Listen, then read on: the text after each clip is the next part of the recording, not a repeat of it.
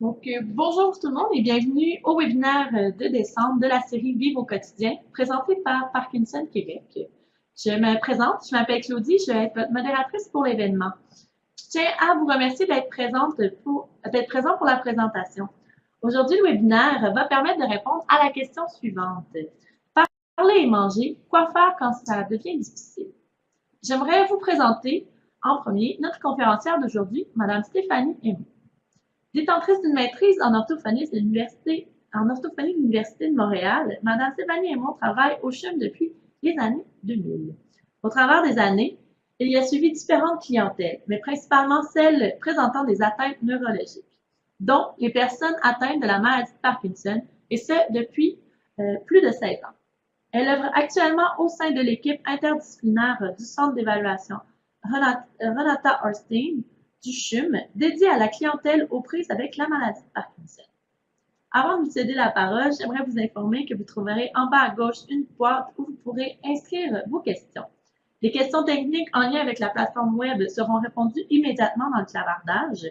Pour les questions portant sur le sujet d'aujourd'hui, vous pouvez les inscrire à ce même endroit et notre conférencière se fera un plaisir d'y répondre à la fin de la présentation lors de la période de questions. Sur ce, je cède maintenant la parole à Madame. Merci.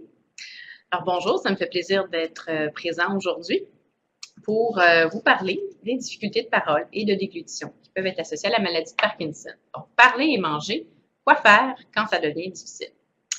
Alors, tout d'abord, la présentation va vous permettre de comprendre quelles sont les difficultés de parole et de déglutition que vous pouvez rencontrer. Également, pourquoi et quand chercher l'aide d'une orthophoniste. Qu'est-ce qu'on peut faire exactement quand on a de telles difficultés? Et finalement, quelques conseils et quelques types d'exercices pour vous aider. Je vais demander à Claudie de changer. Parfait, merci. Alors maintenant, pourquoi est-ce qu'on peut voir apparaître des difficultés pour parler et avaler avec la maladie de Parkinson? Bien, la maladie affecte tout le corps, incluant tous les muscles qui sont nécessaires pour avaler et pour parler, que ce soit à cause de la rigidité, à cause des mouvements qui sont plus lents, ça peut amener des difficultés pour parler, tout comme un tremblement au niveau de la langue, par exemple, ou même des dyskinésies, donc des mouvements involontaires qui rendent plus difficile la coordination des muscles pour avaler. Ce sont des exemples qui peuvent vous expliquer donc pourquoi vous pourriez avoir de telles difficultés. Ce qui est important de retenir, c'est que chaque personne évolue différemment.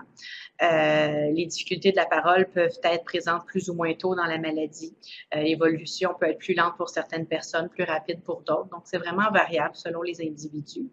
Également, les variations sont présentes d'un jour à l'autre. Certaines journées, ça va bien pour parler. D'autres journées, ça va moins bien.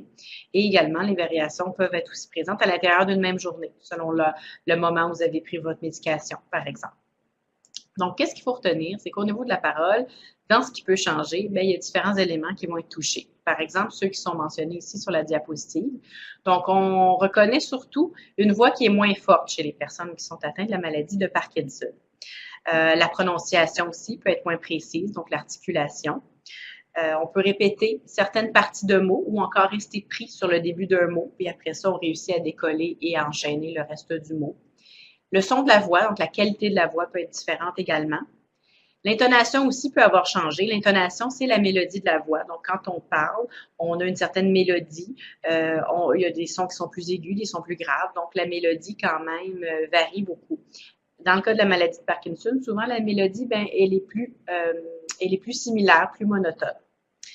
Également, la vitesse peut varier. Certaines personnes vont parler plus lentement qu'avant, mais par contre, on peut observer aussi certains moments où la parole va vraiment être accélérée, au contraire. Donc, finalement, ce sont toutes des difficultés qui peuvent amener des problèmes pour se faire comprendre par les gens à qui vous vous adressez.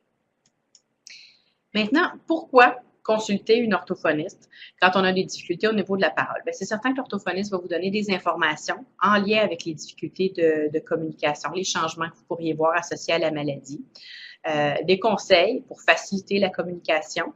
Aussi, elle peut entamer avec vous des exercices, donc une rééducation pour la parole, faire des exercices pour vous améliorer, pour aller rechercher c'est un peu ce que vous avez perdu. On peut aussi passer à différents moyens compensatoires pour améliorer la communication. Là, on ne parle plus d'exercices, on parle de moyens de suppléance qui peuvent vous aider à communiquer, mais non pas en utilisant tous les efforts nécessaires, en déployant tous les efforts pour faire des exercices, par exemple. Et également, donc le but d'aller voir l'orthophoniste, c'est vraiment de prévenir l'isolement social. Quand on a des difficultés pour parler, souvent on va parler moins, on va s'abstenir de participer à la conversation. Donc, on peut vivre un isolement en lien avec ça. Alors, d'aller voir l'orthophoniste et d'avoir des bons conseils, de l'aide, ça peut vous aider. Tout d'abord, l'orthophoniste peut vous donner des informations sur les changements au niveau de la communication, au niveau de la parole, de la voix, qui sont associés à la maladie. Donc, un peu comme ce que je vais faire aujourd'hui, mais des informations qui peuvent être aussi plus personnalisées à votre cas. Également, l'orthophoniste va vous donner des conseils pour faciliter la communication et aussi peut entamer une rééducation, donc pour améliorer votre parole. Quand on parle de rééducation, on parle vraiment de faire des exercices pour améliorer la parole. On peut aussi envisager différents moyens compensatoires pour améliorer la communication. Ça, c'est pas de faire des exercices, mais c'est d'avoir une approche différente pour améliorer dans le bout, améliorer finalement le message, que ça soit plus facile de vous faire comprendre, mais pas nécessairement par des exercices, et je vais y revenir un petit peu plus tard. Finalement, aller voir l'orthophoniste, c'est bon aussi pour prévenir l'isolement social. Parce que quand on commence à avoir des difficultés au niveau de la communication, souvent, on peut se retirer des conversations, on va avoir moins tendance à partager tout ce qu'on a à dire, alors ça peut amener un isolement qui n'est pas souhaitable. Maintenant, l'autre question qui suit, c'est quand est-ce qu'on décide d'aller voir l'orthophoniste? C'est sûr que dès que vous avez des difficultés au niveau de la parole, c'est bon d'aller voir l'orthophoniste. Mais par contre, il y a certains éléments de votre vie quotidienne qui peuvent vous faire penser à dire « Ah, ben c'est peut-être maintenant que je devrais y aller » et je vous ai présenté quelques exemples sur la diapositive.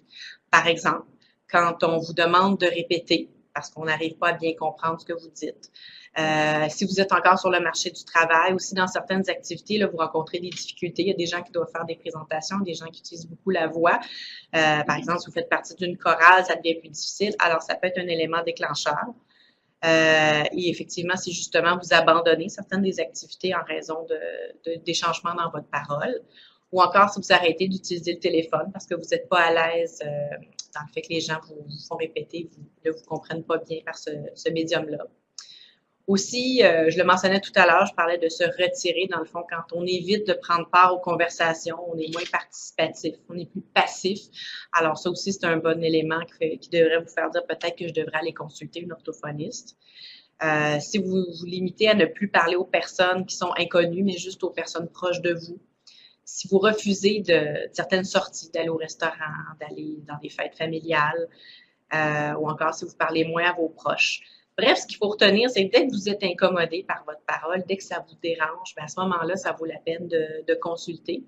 Et puis, avant, on avait tendance à croire que les difficultés de parole, puis même les difficultés pour avaler, les difficultés de déglutition, apparaissaient plus tard dans l'évolution de la maladie. Puis maintenant, les études nous démontrent que c'est pas le cas, que ça arrive quand même plus tôt. Pas nécessairement avec la même intensité, mais qu'il y a des changements au niveau de la parole puis de la capacité à avaler qui sont souvent là, même avant qu'on ait le diagnostic de la maladie. Alors, dans le fond, la question, c'est pourquoi attendre? Si ça vous dérange, si vous notez des changements, alors ça vaut la peine d'aller voir l'orthophoniste. Puis malheureusement, la réalité fait souvent qu'il y a une certaine attente pour voir un professionnel, donc il vaut mieux se prendre plus tôt que plus tard. Maintenant, je vais vous donner certains conseils, justement, pour faciliter votre communication. Et pour avoir une bonne communication avec des gens, c'est certain qu'il faut se soucier de l'environnement dans lequel on communique. Par exemple, de diminuer le bruit. Si notre voix est moins forte puis qu'on parle à quelqu'un, la télévision est allumée, c'est une partie de hockey, le son est très fort, mais c'est certain que ça va être plus difficile de se faire comprendre. Donc, c'est bien important de diminuer le bruit autour. Aussi, bien éclairer la pièce pour avoir une belle luminosité pour qu'on se voit bien entre les personnes qui parlent, se mettre près de la personne à qui on veut parler, puis de s'assurer que les deux personnes soient attentives l'une à l'autre, toujours en ayant un bon contact visuel et aussi en s'assurant de bien voir le visage et la bouche de la personne qui parle.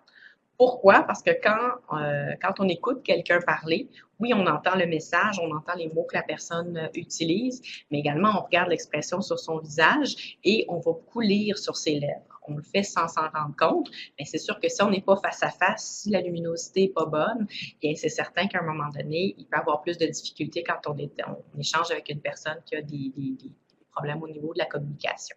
Ça aussi, c'est bon, ces conseils-là, pour communiquer avec des gens qui ont une perte auditive aussi. Donc, c'est le même principe.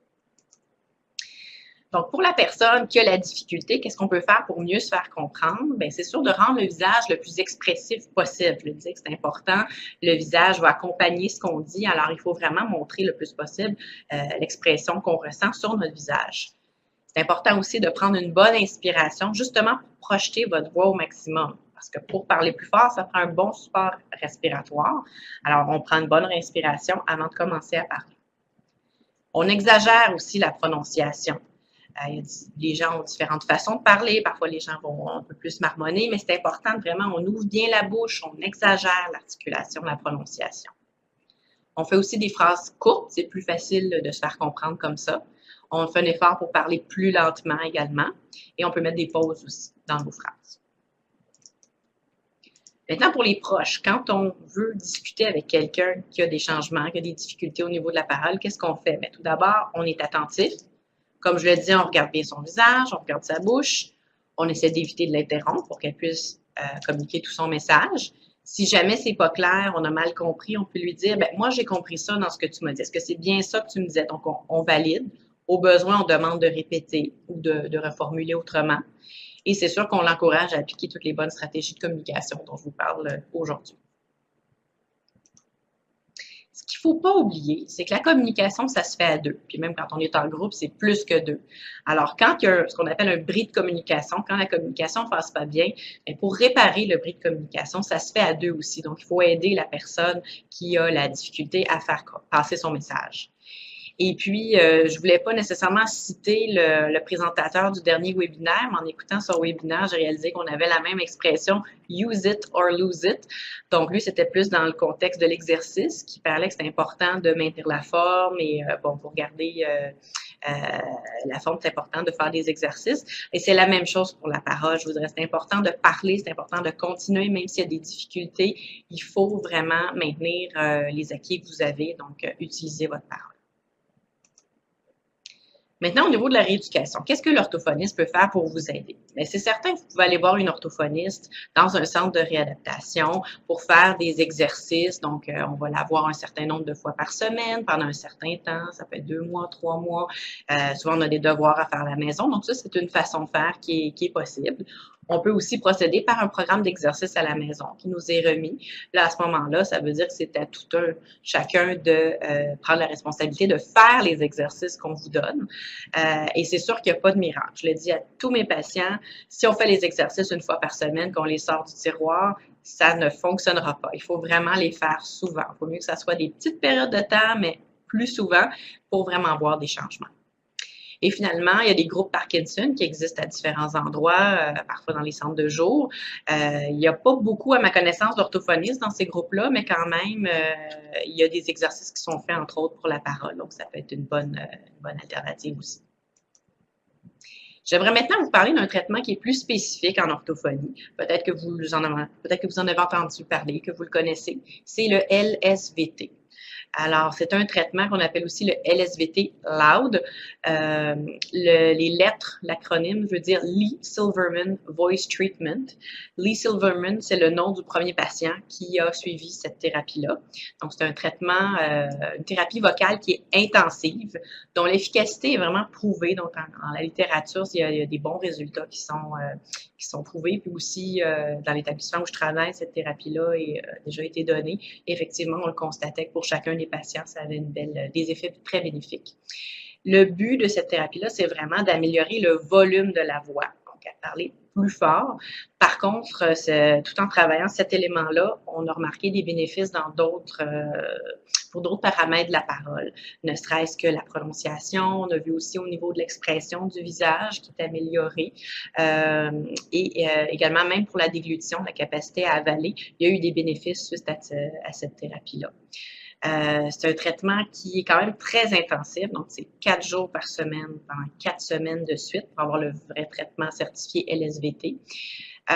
Et puis, c'est vraiment un traitement qu'on peut utiliser avec des gens, peu importe le stade de la maladie. Si vous êtes au début de l'évolution de votre maladie, si vous êtes dans un stade plus avancé, il n'y a aucun problème. Le traitement a démontré des bons résultats. Alors, je vous en parle. Je ne fais pas de publicité spécifiquement pour eux. Je n'ai pas d'intérêt à déclarer. Au moins, je voulais vous en parler parce que c'est quand même un traitement qui est disponible au Québec et puis qui donne des bons résultats. Je suis sortie de mon cadre. Voilà. Maintenant, je vais vous donner quand même certains exercices pour la parole pour vous outiller. C'est sûr que ce sont des exercices plus généraux parce que, bon, je peux pas non plus vous rencontrer tout un chacun et aller voir exactement les difficultés que vous présentez si tel est le cas, mais quand même, il y a des exercices généraux que vous pouvez appliquer. Par exemple, dans le cas d'une voix qui est plus faible, qu'est-ce qu'on peut faire comme exercice? On peut compter de 1 à 10 en commençant avec un volume qui est très, très faible, puis en montant le volume graduellement. Donc, 2, 3, 4, 5. J'irai pas plus loin pour les gens qui écoutent. On peut faire l'inverse aussi, donc commencer très fort et graduellement diminuer le volume pour se rendre très faible. Aussi, on peut choisir une voyelle, celle de votre choix. Ça peut être un A, par exemple. Et graduellement, on fait le même principe, mais là, on tient la voyelle. Donc, on commence une voyelle qui est très douce et on la finit très, très fort. Donc, donc, c'est vraiment de sentir qu'il y a une grosse différence entre le début et la fin. J'espère que pour les micros, tout est correct. Alors, maintenant, pour la prononciation, pour l'articulation, qu'est-ce qu'on peut faire? Mais c'est sûr que pour articuler de façon plus précise, on a besoin d'impliquer les lèvres, la langue, pour vraiment améliorer la prononciation. Donc, tout d'abord, quelques exercices pour les lèvres. Par exemple, de faire certaines voyelles en exagérant l'articulation, comme des A, O, I. Il faut vraiment exagérer. Si on fait des A, on ne bouge pas les lèvres tant que ça, il ne se passera pas grand-chose. Il faut vraiment exagérer les mouvements. On peut aussi alterner certaines voyelles, justement, pour faire bouger davantage les lèvres. A, O, I, O, donc toujours en exagérant. Maintenant, pour ce qui est de la langue, alors là, ça va être à mon tour, je vais vous faire des belles grimaces. Et oui, nos exercices d'orthophonie, ce sont souvent des grimaces et je vous encourage à les faire devant un miroir pour avoir une belle rétroaction de ce que vous faites. Alors, par exemple, pour la langue, c'est de sortir la langue le plus loin possible et de la rentrer. Donc, on la rentre et de le faire d'abord lentement et de plus en plus rapidement.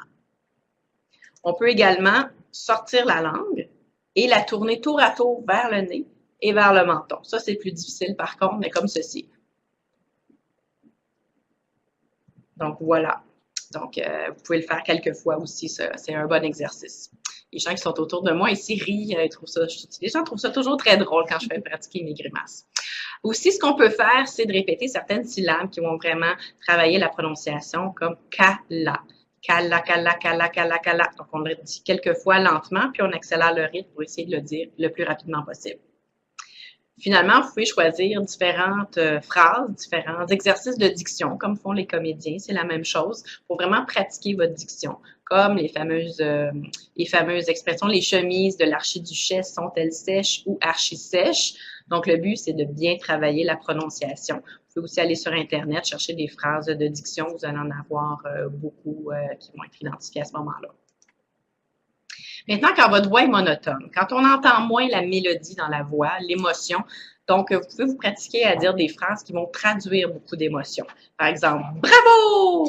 Youpi! » Donc là, vous voyez, j'exagère, mais c'est vraiment pour montrer qu'on doit exagérer quand on fait les exercices, pour montrer vraiment que là, je suis contente, je le démontre. « Wow, c'est super! » Mais là, j'ai vraiment l'air contente aussi. Mais si je dis « Ah, non, il n'y en est pas question », mais là, on doit entendre dans ce que je dis que là, ça va pas, je suis pas d'accord avec ça. Alors, vous pouvez choisir les phrases de votre choix, là, vous trouvez vraiment les phrases qui vous interpellent, mais l'important, c'est qu'on entende l'émotion qui est associée à ces phrases-là. Maintenant, est-ce que votre visage est trop rigide? J'en ai pas parlé jusqu'à maintenant, mais c'est un élément qu'on voit souvent associé à la maladie de Parkinson, l'effet de masque. Le visage devient bouge moins, plus rigide. Alors, c'est sûr que quand on parle, je le mentionnais, je reviens là-dessus, c'est important qu'on voit l'émotion de ce que vous dites sur le visage. Alors, qu'est-ce qu'on peut faire? On peut faire encore d'autres grimaces pour vraiment aller bouger tous les muscles de votre visage. Par exemple, plisser le front, fermer un œil, fermer l'autre, hausser les sourcils, plisser le nez, gonfler vos joues une à la fois ou les deux ensemble. Donc, ce sont des bons exercices. Voilà. Et maintenant, qu'est-ce qu'on peut faire quand les exercices ne sont pas la solution à retenir? Ça peut être des moyens qui qui vont aussi compléter les exercices, voilà, mais ça peut être aussi des moyens qui remplacent les exercices. Par exemple, quand votre voix est faible, vous pouvez utiliser un amplificateur de voix. Ça, encore là, c'est avec l'orthophoniste en général que vous allez pouvoir identifier ces moyens-là. L'amplificateur de voix, c'est ce que vous voyez dans l'image de droite. C'est un modèle qui existe, il y en a plusieurs sur le marché. Donc, dans le fond, c'est une petite boîte qui est un haut-parleur qui se met soit à la ceinture ou soit en bandoulière où il y a une attache en général. Et tout ça, c'est connecté par un fil à un casque qui est porté sur la tête, un casque maintenant qui est très, très, très léger. Le modèle qu'on voit, c'est accroché à l'oreille, mais il y a des casques où c'est de chaque côté de la tête. Et tout ça se termine par un petit microphone qui est devant la bouche. Donc, dans le fond, c'est ce que ça permet, c'est qu'on parle dans le micro et la voix sort tout simplement plus fort via le haut-parleur et on n'a pas d'effort à faire. Donc, ça peut être très utile. Il y a des gens qui utilisent ça pour leur travail, pour ceux qui font des présentations. Donc, ça peut être intéressant peut-être pour vous à ce moment-là. On peut aussi compenser quand on a de la difficulté à parler en utilisant l'écriture ou le clavier d'ordinateur. Mais c'est sûr que ça dépend aussi si vous avez des difficultés au niveau de la motricité pour vos mains. Alors, ça peut être une moins bonne solution selon le cas. On a aussi ce qu'on appelle une synthèse de voix. Ça, c'est dans les cas plus avancés, quand vraiment la parole devient plus difficile à comprendre. Ça peut être pas nécessairement quand c'est 100% du temps, mais ne serait-ce que s'il y a une partie du temps de la journée où c'est plus difficile de vous comprendre, mais ça peut être un appareil à considérer. Donc, il faut en parler avec votre orthophoniste. Donc, ce que vous voyez en bas à gauche, celui qui est là, c'est vraiment une synthèse de voix plus standard. C'est comme un petit ordinateur, on tape le message dessus et puis on va voir sur la fenêtre le message s'afficher. On pèse sur un bouton et l'appareil va lire à haute voix le message. Il y a des modèles comme celui-ci où il y a un écran de l'autre côté, donc la personne à qui vous parlez va le voir également. Ce qu'on peut faire avec ces appareils-là, c'est qu'on peut aussi enregistrer des messages. Par exemple, si vous allez voir votre médecin, vous voulez lui dire certains éléments, mais vous pouvez préparer votre message à l'avance et quand vous arrivez chez le médecin, vous pesez sur le bouton et à ce moment-là, tout le texte va être lu à haute voix par l'appareil. Ça, c'est des technologies qui existent depuis un certain temps, mais maintenant, on a pris un tournant numérique. Alors, au centre, l'image du centre, c'est une tablette électronique pour ceux d'entre vous qui sont plus familiers avec cette technologie-là. Il existe des applications maintenant de synthèse de voix qu'on peut aller chercher et qui vont faire exactement le même travail. C'est sûr que la tablette électronique est plus polyvalente, on l'utilise pour d'autres usages dans notre quotidien. Alors, ça peut être aussi un bon élément, une bonne piste de solution pour vous. Pour tous ces moyens-là, c'est sûr, vous pouvez en parler à l'orthophoniste, comme je vous mentionnais, mais souvent, l'orthophoniste peut aussi vous référer à un programme dans les centres de réadaptation, il y a certains centres qui ont des programmes spécialisés pour identifier des outils d'aide à la communication comme ça et qui travaillent, où on peut voir, entre autres, des ergothérapeutes, par exemple, et des orthophonistes qui travaillent ensemble pour vraiment identifier le meilleur outil pour vous. Donc, ce sont des avenues qui sont également possibles. Et tous ces appareils-là, souvent, sont prêtés par des programmes ministériels, donc il n'y a pas nécessairement de frais associés là, pour leur usage. Ceci conclut la partie plus au niveau de la parole. Maintenant, je voulais entrer dans la partie pour la déglutition. Donc, effectivement, je l'ai dit en début de présentation, parler, manger, on peut avoir des difficultés au cours de l'évolution de la maladie de Parkinson. Effectivement, ça peut être des difficultés qui sont avec les aliments, avec le liquide ou encore là avec les médicaments ou même 2 ou 3 de ces éléments-là. Ça varie d'une personne à l'autre. Donc, certaines personnes vont nous dire qu'ils ont de la difficulté avec les pilules seulement, d'autres, c'est quand ils prennent du liquide. Donc, ça varie beaucoup. Je vous ai mis ici une liste de certaines plaintes, dans le fond, que les patients que je vois peuvent me rapporter. Par exemple, une difficulté à mastiquer les aliments. Les gens vont me dire je tousse, je m'étouffe. C'est sûr que c'est pas la même chose. Pour moi, un étouffement, c'est vraiment quand on a de la difficulté à respirer, on a tellement toussé que là, l'air ne passe plus, ou ça peut être une toux qui peut être forte quand même. Alors, ce sont tous des indices comme quoi il y a une difficulté pour avaler. Les gens vont me dire aussi qu'ils sentent que la nourriture accroche ou parfois bloque dans la gorge. Ça peut être également des écoulements de salive qui sont présents ou encore l'inverse, le manque de salive. Et toutes ces difficultés-là peuvent être variables, tout comme pour la parole, d'une journée à l'autre ou à l'intérieur d'une même journée. Qu'est-ce qui se passe quand vous avalez? Je vous présente un schéma juste pour vous aider à bien comprendre comment ça fonctionne, parce que manger, on le fait plusieurs fois par jour, mais on ne réalise pas nécessairement toute la complexité qui est impliquée là-dedans. Alors, ce que vous voyez dans les 4 images qui sont là, c'est la suite pour avaler un aliment qui est ici une petite boule rose dans le fond, qui serait peut-être, je sais pas moi, un pudding. Imaginons ça. Alors, la structure noire que vous voyez en haut, ça c'est vraiment les fosses nasales. C'est plus la cavité pour respirer par le nez. Exactement. Merci pour la flèche. Ensuite de ça, vous avez la cavité buccale. La flèche va y arriver, je crois. Peut-être pas. Alors, vous avez la cavité buccale, donc dans la bouche, on va mettre la nourriture. Et puis, la partie, la bosse rose pâle que vous voyez, c'est vraiment la langue. Ça, c'est ce qu'on mange, mais juste en dessous, exactement. Ce qui est assez gros, c'est la langue. Désolée pour la précision technique.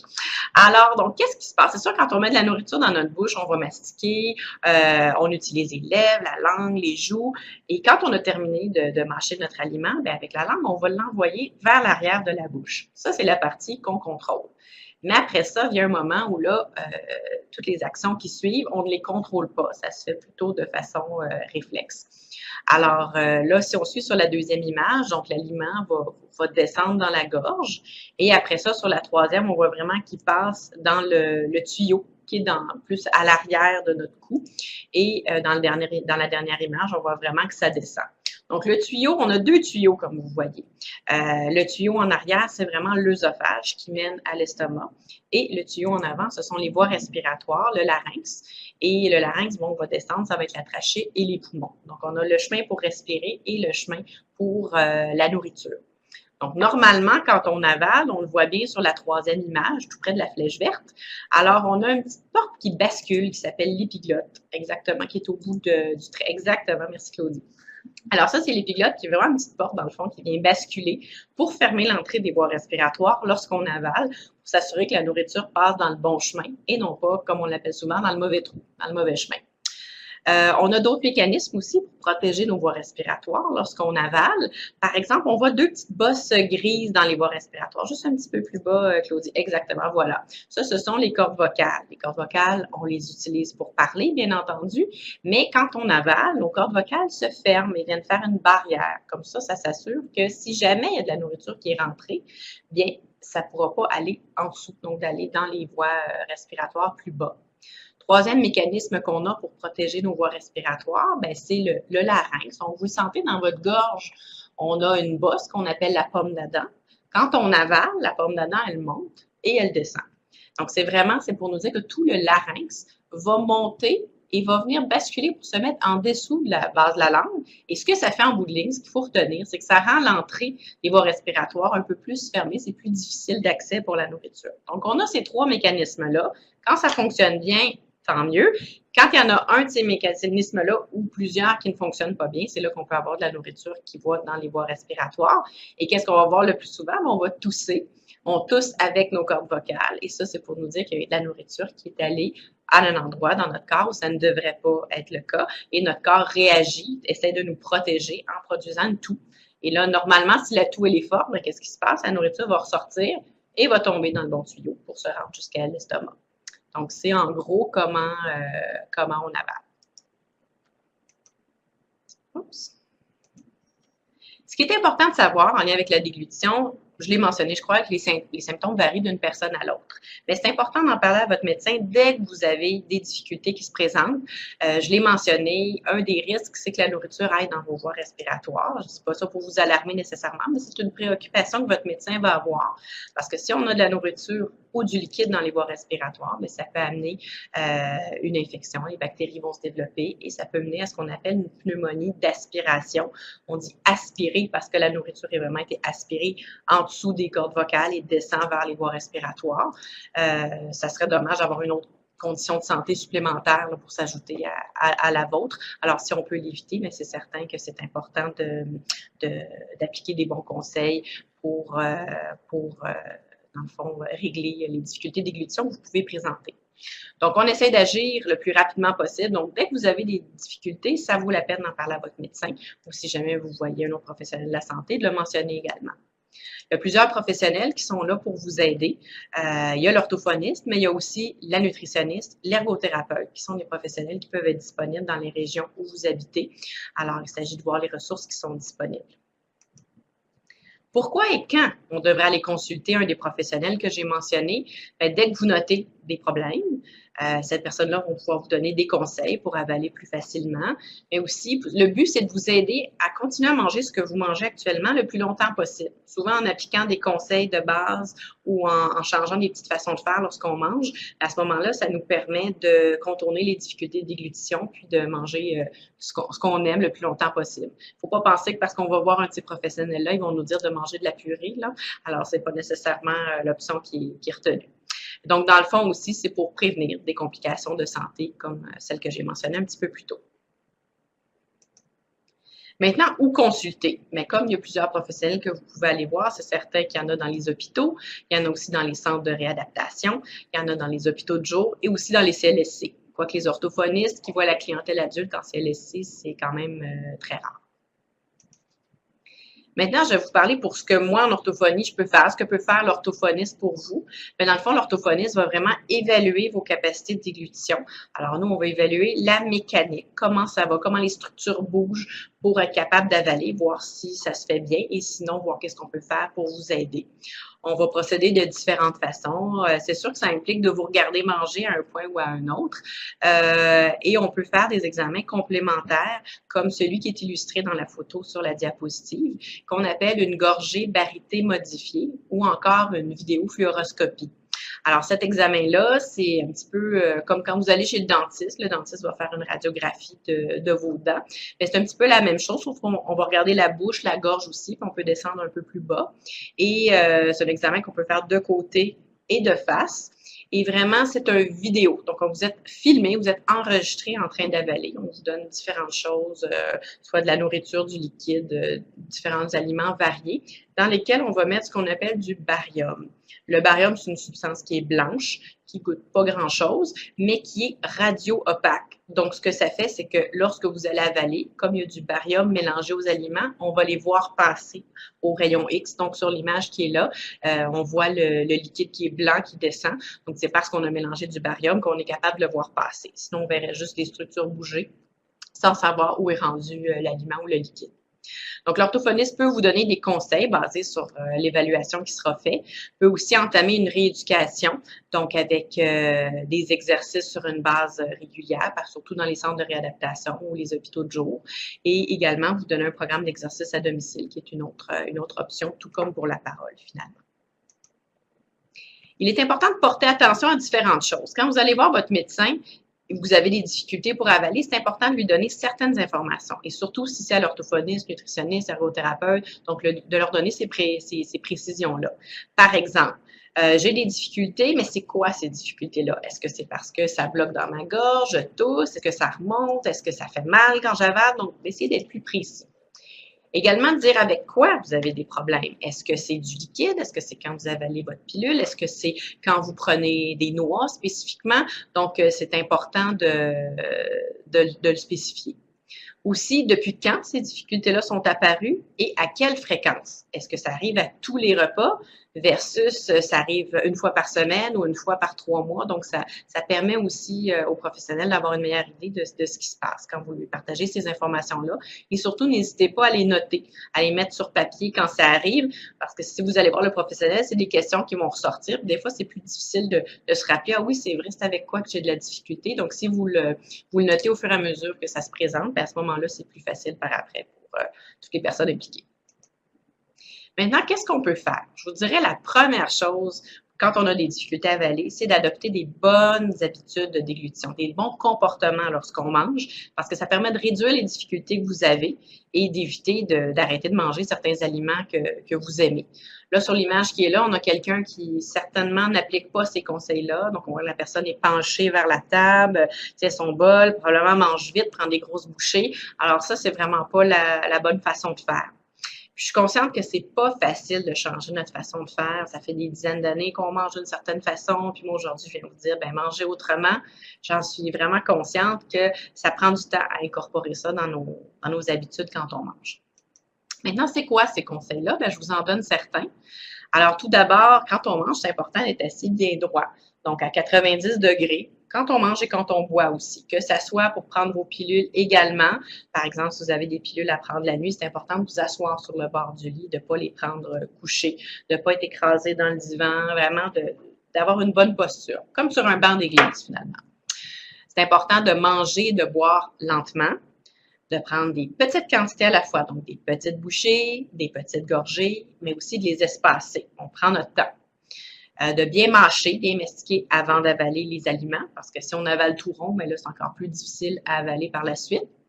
Et avant de prendre une autre bouchée ou une autre gorgée, c'est important d'avoir tout avalé, qu'est-ce qu'on avait déjà dans la bouche. Donc, ça a l'air des conseils de base comme ça qui se ben oui, ça fait du sens, mais on se rend compte, en tout cas, moi, je me rends compte que je suis peut-être un cordonnier mal chaussé, parce que des fois, on n'applique pas toujours ça dans le quotidien. Alors, c'est peut-être la même chose pour vous, mais ça vaut vraiment la peine quand on commence à avoir des difficultés à avaler, de s'attarder à bien mettre en application ces conseils-là.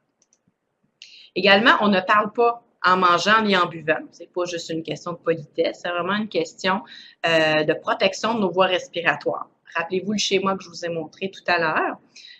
Quand on avale, c'est important que les voies respiratoires soient fermées. On ne respire pas au moment où on avale.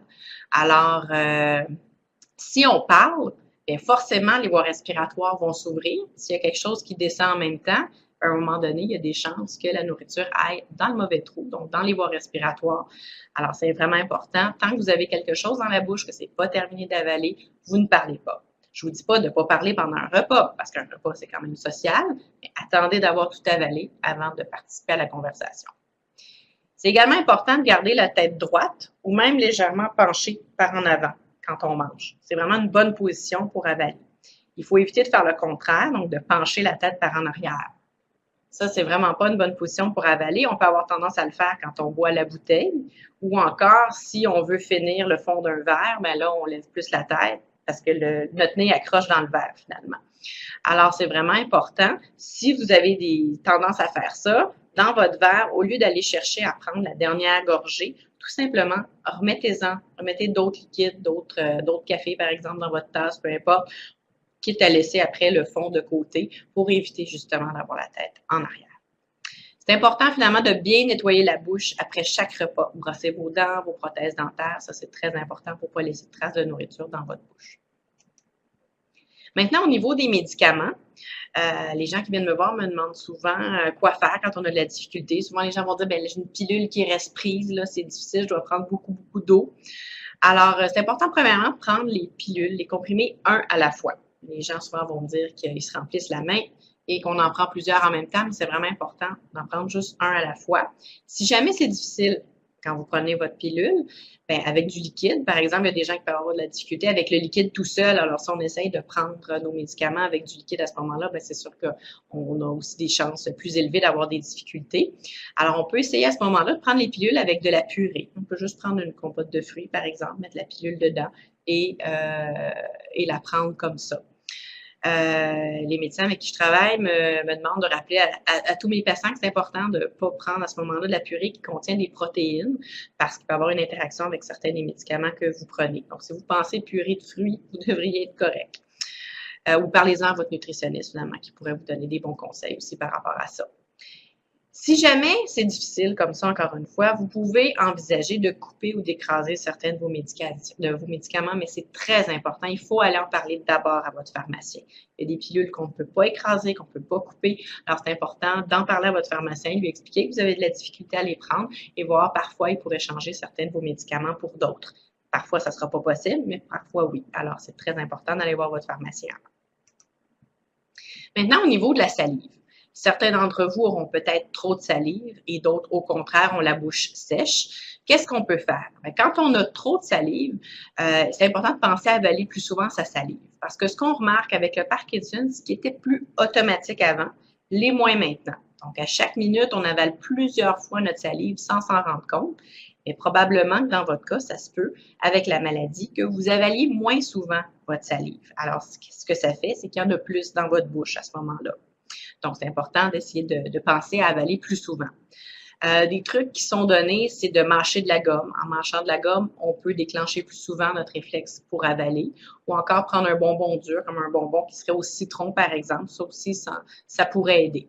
C'est des trucs que parfois certains de mes patients ont essayé, certains m'ont dit que ça avait aidé, d'autres pas. Il faut en faire l'essai. Mais c'est important aussi de discuter des options potentielles avec votre médecin parce qu'il y a des traitements médicamenteux qui peuvent être tentés pour vous aider.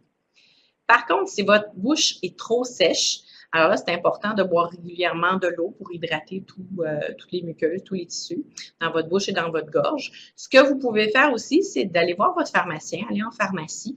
Il y a des produits spécialisés qui se vendent, des produits qu'on appelle de salive artificielle. Ça peut être soit des sprays, soit des petits bonbons, soit certaines gommes vraiment spéciales qui vont libérer une salive artificielle, donc qui vont donner plus d'hydratation dans la bouche. Alors, il y a toute une gamme de produits comme ça qui existent de plusieurs marques. Alors, le plus simple, c'est d'aller voir votre pharmacien qui pourra vous conseiller par rapport à ça. Si jamais vous souhaitez revoir plus en détail ou avoir d'autres exercices et d'autres conseils par rapport aux difficultés pour parler et manger, ben, je vous invite à aller voir le DVD qui a été réalisé par Parkinson Québec l'an dernier, je crois. Mieux vivre avec le Parkinson, exercice pratique. On m'informe qu'actuellement, il n'est pas disponible nécessairement grand public, mais qu'il le sera sous peu par des capsules web. Alors, ça sera à suivre. Donc voilà, ce qui me concerne, la présentation est terminée. Je suis maintenant prête à recevoir vos questions. Merci beaucoup. Donc, maintenant, nous allons faire la période de questions. Donc, pour ce faire, je vais lire les différentes questions qui ont été posées au cours du webinaire et Mme Humeau va lui répondre par la suite. Donc, si vous avez des questions, n'hésitez pas à les inscrire dans le petit encadré en bas à gauche et nous allons y répondre si nous avons le temps.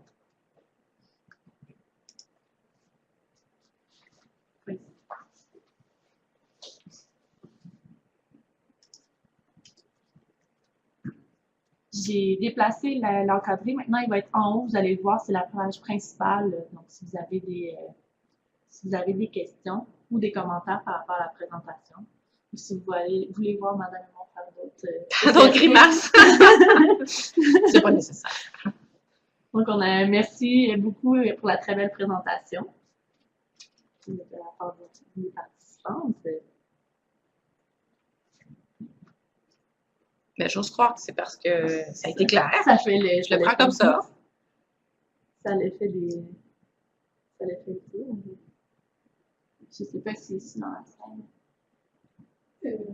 Quand j'avais entendu votre conférence, je me suis souvenu de ça. Ce qui m'avait frappé, parce que je n'avais jamais entendu parler de ça, c'était de prendre un médicament à la fois. Ça, je l'ai retenu. Et savez-vous, moi, le matin, j'ai plusieurs médicaments à prendre. Des fois, j'en prends 2 à la fois. Quelle est la raison d'en prendre une à la fois? Quand on est capable d'en prendre, mettons, j'ai 4 médicaments à prendre le matin. Quelle est la raison d'en prendre un à la fois? Ici, il y a eu une question en présence, alors je peux la répéter pour les gens qui sont sur le web. Dans le fond, il y a quelqu'un qui me demande le conseil que j'ai donné par rapport aux médicaments, de les prendre un à la fois. Quelle est la raison? Pourquoi c'est nécessaire de les prendre à la fois? Si dans le fond, on peut en prendre 4 en même temps, puis ça va bien. Ou deux. Ben, c'est sûr que idéalement, c'est d'en prendre un à la fois. C'est certain qu'il y a des comprimés qui sont plus gros que d'autres. Alors, si c'est bon 2 petites pilules, puis que ça va bien, que ça passe bien, tant mieux. Mais c'est vous qui êtes le meilleur juge pour dire, là, c'est vraiment trop. Mais si vous voyez que vous avez de la difficulté pour avaler vos pilules, pardon, excusez-moi, alors à ce moment-là, c'est bon de dire, je vais réduire. C'est pas une obligation un à la fois, mais c'est sûr que ça dépend de la taille, comme je vous disais, puis de la quantité. Si on en a 10 pilules à prendre en même temps, ça, c'est quand même beaucoup. Ils ont beau être petites. C'est important à ce moment-là, de les prendre en plus petite quantité à la fois. Excusez-moi. Disons, ça peut évoluer avec la maladie. Là. Je veux dire, peut-être que maintenant, je peux en prendre 2 à la fois ou 3 à la fois, mais puis dans 5 ans, je peux pas faire ça non plus. Tout à fait. Bien, ce qu'on me disait aussi, c'est que ça dépend de l'évolution de la maladie. Ça se peut qu'une personne, à un moment donné, n'ait pas de problème à prendre 3, 4 médicaments en même temps, mais qu'avec l'évolution, à un moment donné, ça devienne plus difficile. Et oui, effectivement, c'est plutôt là qu'il faut retenir. Si ça va bien, moi, Moi, je vous encourage pas à prendre 10 médicaments en même temps à la fois, mais si vous en prenez 2, 3, vous jugez qu'actuellement, c'est des petites pilules, ça va bien, ben, vous pouvez continuer comme ça, mais gardez en tête que si ça devient difficile, ben, à ce moment-là, vous pouvez appliquer les conseils que je vous ai donnés. Donc, ça a inspiré les gens. On avait une question ici qui est, est-ce que l'achalasie de l'œsophage est commun chez les patients parkinsoniens? Je ne me prononcerai pas là-dessus, sur la question de l'achalasie de l'œsophage, parce que je ne suis pas gastro-entérologue. Alors, je vous référerai plutôt à votre neurologue pour poser cette question-là. C'est une autre question ici. Est-ce que la perte de vue peut être liée à la maladie de Parkinson ou davantage au vieillissement? Moi, j'ai rien lu sur la perte de l'ouïe par rapport à la maladie de Parkinson. Probablement que c'est le vieillissement ou d'autres éléments. Souvent, il y a des gens qui viennent me voir qui me disent qu'ils ont les deux difficultés, des troubles de parole et des troubles auditifs, ou encore que c'est le conjoint qui a un trouble auditif alors que la personne qui vient me voir a un trouble de parole. Alors, c'est possible d'avoir effectivement ces deux problèmes-là en même temps, mais c'est bon à ce moment-là, si vous avez un trouble auditif, d'aller voir l'ORL pour avoir votre médecin ORL pour une bonne évaluation, puis d'aller voir une audiologiste qui pourra vous donner des conseils appropriés, mais c'est pas spécifiquement lié à la maladie de Parkinson. Une question par rapport au groupe de soutien. Est-ce que les groupes, disons, qui font du chant ou des choses comme ça peuvent aider pour la maladie de Parkinson? Donc, d'être en groupe et d'essayer de... Je sais qu'il y a on a beaucoup de groupes qui nous demandent des sortes de chants qui pourraient être faits. Est-ce que ça peut être un exercice qui peut aider pour les troubles? Ben, c'est certain que y a beaucoup de groupes de chorale Parkinson à travers le monde. C'est un bon exercice, effectivement, mais il n'y a pas d'études qui ont montré vraiment que le chant spécifiquement a un effet sur la parole ou va améliorer la parole. Ce qui est dit, dans le fond, dans la littérature, c'est que en faisant des exercices, et en chantant, c'est sûr que le chant va aider à maintenir vos acquis, à maintenir votre parole, mais c'est pas en faisant que le chant, ce n'est pas un exercice en tant que tel qui va nécessairement avoir des effets directs sur la parole. Bon, on a une question. Où serait disponible le traitement LSVT? Ça, c'est la grande question parce que ça dépend. Il faut que les orthophonistes, c'est un traitement qui est offert par des orthophonistes uniquement en partant, et il faut que les orthophonistes soient certifiés. Il y a certains milieux qui vont faire ce qu'on appelle LSVT modifié, qui vont s'en inspirer, mais qui n'appliqueront pas nécessairement la thérapie intensive telle qu'elle a été décrite dans la littérature. Mais le mieux, dans le fond, c'est que vous allez sur le site LSVT. Il y a un site Internet. Et puis, sur ce site-là, bien, vous avez la liste des orthophonistes qui sont certifiés. Donc, vous pouvez identifier des noms plus spécifiquement. Puis après ça, vous pouvez peut-être aller voir sur le site de l'Ordre des orthophonistes et audiologistes du Québec, donc OOAQ.qc.ca, pour aller voir effectivement où pratique cette personne-là. Alors ça, c'est possible, mais je peux pas vous dire exactement, ça dépend des gens. Les gens doivent avoir leur certification et doivent avoir maintenu aussi leur certification parce que c'est pour un certain nombre d'années, la certification. Donc, avec ces moyens-là, vous pourriez effectivement avoir l'information. On a quelqu'un ici qui dit « Merci pour la présentation. Mon conjoint parle de plus en plus vite. Il semble incapable de se contrôler. Avez-vous une suggestion? » C'est sûr que pour la vitesse de la parole, il y a des exercices qu'on peut faire. Il s'agit vraiment d'aller de façon rythmée pour ralentir le rythme. Ça peut être des exercices, par exemple, avec certains mots où vraiment on appuie une syllabe à la fois. Vendredi. Donc, essayez de faire des exercices pour ralentir la vitesse. Mais la vitesse... Parler, c'est une des choses qui est le plus difficile justement à travailler avec la maladie de Parkinson, mais c'est vraiment peut-être aussi de vous développer un signe, ça peut être la main ou un signe quelconque qui dit à votre interlocuteur que là c'est trop vite, il faut ralentir. Il y a différentes méthodes, mais j'avoue que c'est un des éléments qui sont difficiles à contrôler. Prendre une bonne respiration, lui suggérer de faire des phrases qui sont courtes, bien articulées. Essayez aussi de se conscientiser à parler plus lentement, même si c'est pas facile, c'est des choses qui peuvent être faites aussi. Et on a quelqu'un qui a un patient parkinsonien qui avait des bégaiements avant d'avoir la maladie, mais depuis qu'il a reçu le diagnostic, c'est de plus en plus exagéré. Est-ce qu'il y a des trucs pour l'aider à réduire les bégaiements? Bien, c'est sûr que le Parkinson va induire, c'est pas un réel bégaiement qui est associé au Parkinson, mais oui, ce sont des troubles de la fluidité. Et puis, ça a, dans le fond, ça a le même effet qu'une personne qui n'a pas la maladie et qui présenterait un bégaiement. Les techniques de bégaiement traditionnelles vont fonctionner, mais là, c'est sûr que je sais pas nécessairement un contenu que je peux donner comme ça à tous. C'est vraiment de voir avec une orthophoniste pour avoir des conseils pratiques, comment, quoi suggérer dans le fond à votre patient, mais idéalement de le référer parce que c'est sûr que pour le bégaiement, ça prend quand même un encadrement professionnel par un orthophoniste pour arriver à contrôler ces moments-là. Et on a une dernière question qui dit quoi faire quand quelqu'un s'étouffe en mangeant ou en prenant sa médication? Donc, un proche aidant ou un intervenant, un truc. C'est sûr qu'il faut faire la différence. On mentionnait une toux et un étouffement. C'est bien, les étouffements, c'est beaucoup plus rare. L'étouffement, c'est vraiment quand on a de la difficulté à respirer, on est comme asphyxié, on est bloqué. Alors, si on se rend jusque-là, c'est certain que la manœuvre de Heimlich, qui est une manœuvre qu'on peut apprendre dans les cours de RCR, est très utile. Donc, la manœuvre d'aller chercher avec les mains, d'aller presser sur l'abdomen de la personne pour faire ressortir le morceau, par exemple, qui est bloqué. Donc, ça, c'est une technique que vous pouvez apprendre, comme je le mentionnais dans les cours de RCR ou si jamais vous fréquentez des infirmières qui peuvent vous enseigner cette technique-là. Par contre, quand une personne va vraiment tousser, même si c'est une toux qui est importante, mais vous voyez que la personne respire quand même adéquatement. Alors, c'est sûr que la meilleure chose, c'est de la laisser tousser, l'encourager à tousser le plus fort possible et on attend que l'épisode cesse. On va pas donner un verre d'eau parce que justement, là, ça va faire l'effet contraire. Si on fait descendre du liquide en même temps qu'on essaye de tousser, il y a plus de chances à ce moment-là d'aggraver la situation. Donc, c'est vraiment d'encourager la personne à tousser le plus fort possible et d'attendre que l'épisode se termine en espérant que ça soit pas le premier cas dont je parlais, un étouffement, où là, à ce moment-là, ça prend une manœuvre un peu plus directe. Une question. Est-ce que vous savez si les personnes des unités de soins en hébergement sont conscientisées des conseils que vous donnez? Est-ce que vous avez souvent des gens qui vous demandent de donner ces trucs-là aux intervenants ou des choses comme ça? Moi, ça m'est pas arrivé de faire une formation au personnel de centre de soins de longue durée. Je travaille dans un milieu de soins aigus, donc c'est pas tout à fait le même milieu.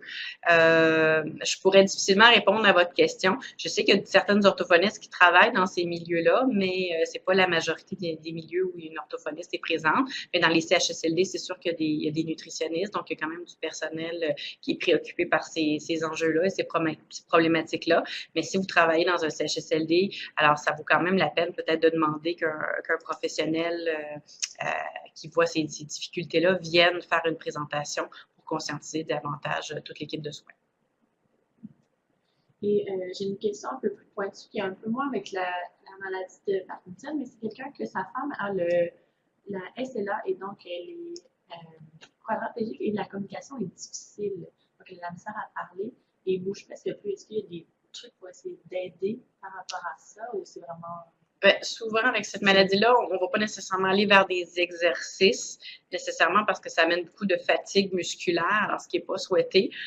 Par contre, tout le volet dont je parlais des aides à la communication pour que la personne puisse passer ses messages, à ce moment-là, sans faire trop d'efforts, mais ces méthodes-là peuvent être effectivement utilisées dans les centres de réadaptation qui ont des programmes spécialisés au niveau de la communication. Ce sont des gens qui sont vus régulièrement et qui peuvent bénéficier donc d'un travail d'équipe pour identifier le meilleur appareil, le meilleur outil pour aider la personne qui souffre de SLA. Donc, merci beaucoup. On a beaucoup de commentaires, donc présentation excellente, les gens ont apprécié. C'est pour ça qu'il y avait un petit peu moins de questions. Donc, merci beaucoup pour la présentation. Ça me fait plaisir. Donc, je vous invite tout le monde à répondre aux sondages qui sont disponibles en bas de la page. Si vous avez des questions qui vous surviennent après avoir un peu discuté avec les gens qui vous entourent par rapport à ça, vous pouvez m'écrire par courriel, donc cnoël@parkinsonquebec.ca et donc je vais transférer les questions à Madame Aymon. Donc, merci tout le monde d'avoir participé et ce que je vous invite à faire, c'est à assister au prochain webinaire qui sera le 11 janvier 2017, donc l'année prochaine. Vous avez le lien qui est disponible au centre Et ce webinaire abordera les troubles cognitifs associés à la maladie de Parkinson et sera présenté par le docteur Jean-François Gagnon. Et je tiens également à vous rappeler que si vous avez manqué des événements précédents, donc les webinaires que nous avons faits, vous pouvez les réécouter, ils sont disponibles sur le site du réseau aidant, donc au même endroit où vous avez trouvé le lien pour vous connecter à ce webinaire.